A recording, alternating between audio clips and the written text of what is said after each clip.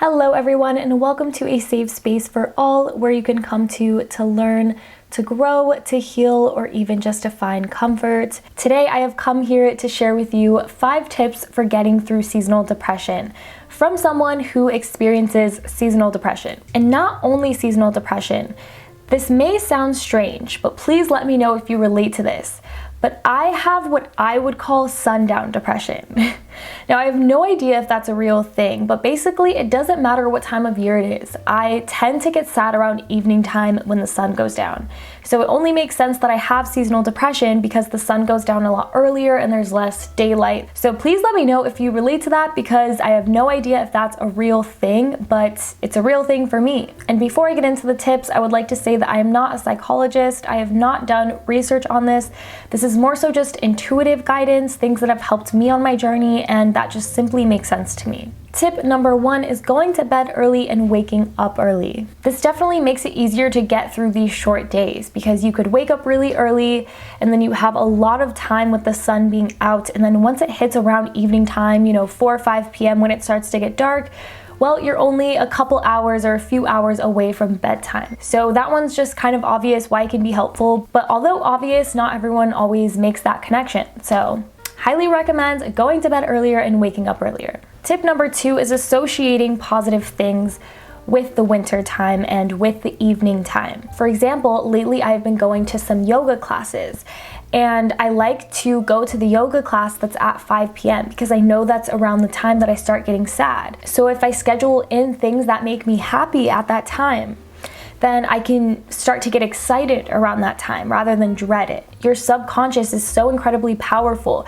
And so I feel like with seasonal depression, it creates a cycle because you begin to associate more and more negative emotions with the winter time or with the evening time, because that is based off of your memories of that time. So this is all about creating new memories and new associations in the brain. Number 3 is light therapy. There are many light therapy lamps that you can get. I got one from Amazon for I think around $30 or so. And basically how it works is it emits light that is similar to natural light, and it shines on your face, compensating for the sun exposure that you are lacking. It helps balance your serotonin levels, giving you better mood regulation, and it helps give you more energy and just overall happiness and wellness. To be completely honest, I haven't used mine as much as I should, but the times that I have, I do feel like it did genuinely give me more energy and boost my mood a little bit. That could be placebo, who knows, but when I ordered it, there were tons of good reviews. Number 4 is going out more, whether that's going to cafes or coffee shops, maybe thrifting,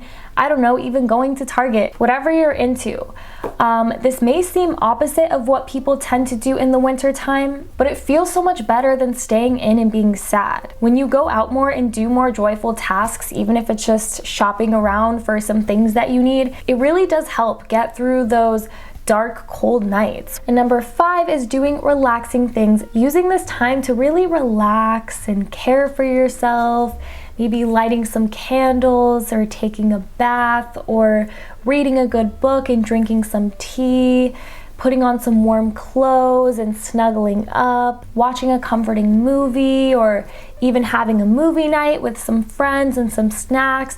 Just really doing relaxing things in the evening time, because once summer comes around again and it's light a lot later, you're likely going to be a lot more productive and doing more things. So might as well use this time to just relax and chill, you know what I mean? Because that can be really enjoyable too when we make the time for it. All right, so those are the 5 tips that I have for you. Thank you so very much for joining me in today's video. I really hope that this video was helpful. If it was, it would mean the world to me if you gave it a like, because that really helps support me in the YouTube algorithm, as I am a smaller creator at the moment and I want this video to reach others who need to hear it. And also subscribe to my channel if you'd like to see more of my content about healing and personal growth, or if you like the idea of having a safe space to come to every week, I would love to have you here. But other than that, I really hope that I see you in my next video. Blessings to you all.